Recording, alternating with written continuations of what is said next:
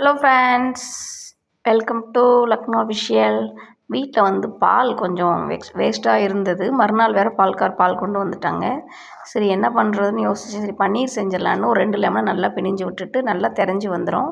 வந்ததுக்கப்புறம் அந்த ஜூஸ் வடிகட்டதில் தூக்கி ஊற்றிட்டு நல்லா பச்சை தண்ணி விட்டு கழுவி எடுத்துருங்க. அப்புறம் 2 தடவை ஐஸ் வாட்ரு விட்டு நம்ம கழுவி எடுக்கணும்.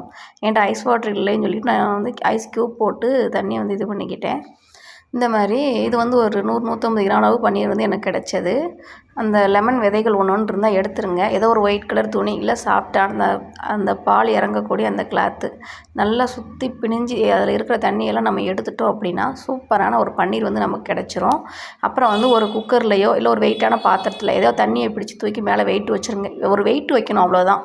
என்கிட்ட ஒரு குக்கரில் தண்ணி பிடிச்சி நான் வச்சுட்டேன். இந்த பாருங்கள், இது 150 கிராம் அளவு இருக்கும். சூப்பரான பன்னீர் ரெடி. நீங்களும் செஞ்சு பாருங்கள். பாய் பாய்.